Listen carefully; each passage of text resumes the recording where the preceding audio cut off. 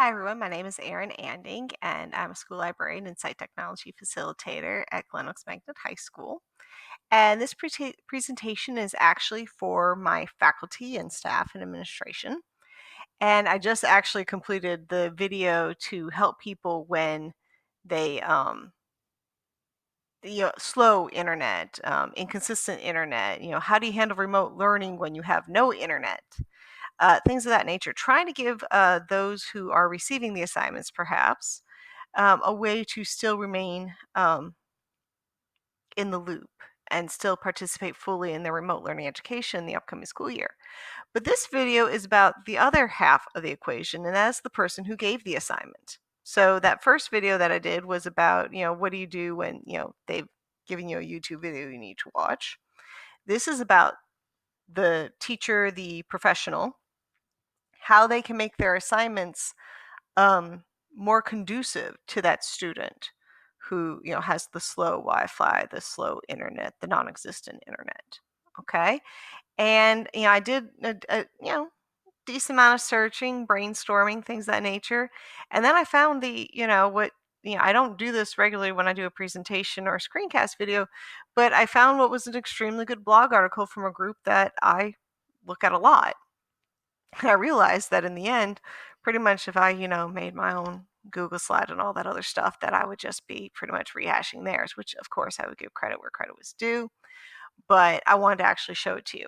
Now, I'm not necessarily going to go over everything here. I do want to respect copyright and stuff. And, this is their list with their infographics. But if I show you, you can go look it up. So, I Googled, and the group that I'll be looking at is Ditch That Textbook.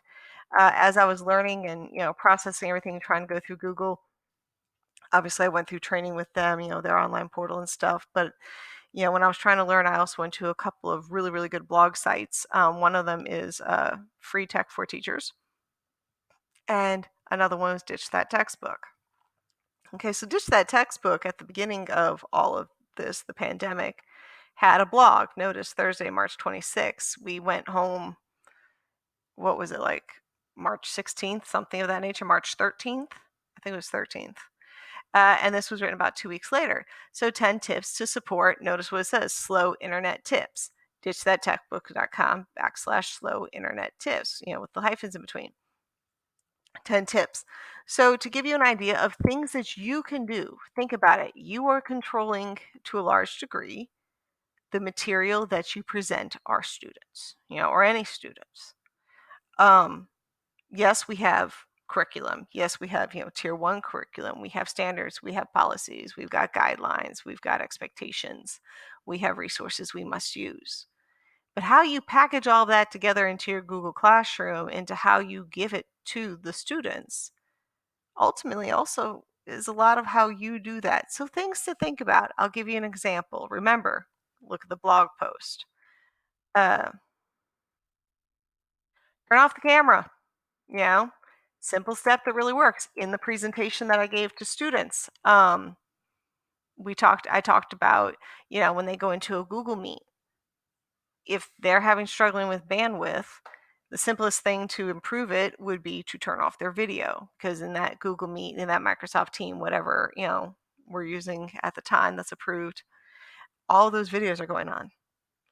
All of that has to be streamed on some level. Okay.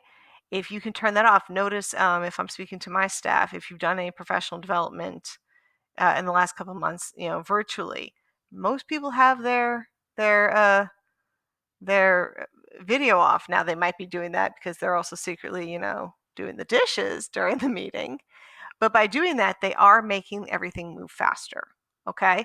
Another one of these tips, which is one that I also showed students, is changing resolutions of videos. So in their case, changing it once it's been sent to them. If it's a YouTube video, changing the resolution.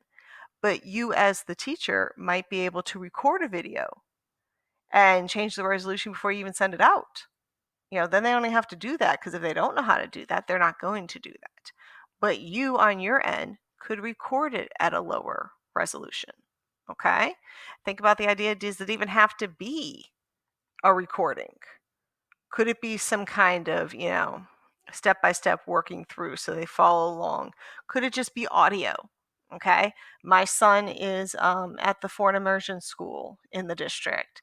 And when he, did spring, his teachers used a program that allowed audio files to be put in. Okay. And I can't tell you how much his face lit up when he heard his teacher's voice for the first time in a couple of weeks. But it wasn't her face in that particular program. Now, in other cases, she recorded her face. But if it was just the stuff that Ben already knew how to do, the recreation of circle time in the morning, where he knows exactly the routine and knows, I'm going to do this and then this, he probably doesn't need to see her face. Hearing might be enough to trigger that memory. Other things, she recorded her face. Okay, these are things to think about. You are largely in control of your curriculum as far as the presentation of it to your students. How, brainstorm for yourself. What would make your life easier if someone did it, with non-existent Wi-Fi or spotty Wi-Fi or even good Wi-Fi, but a lot of people are trying to use it at the same time. Okay, think about that. By all means, look at this one. Look at the whole website, Ditch That Tech Book. I'd like to give credit where credit is due. So, right there, email me. Remember it's emurray, EMURRAY at ebrschools.org. And good luck. Thank you so much.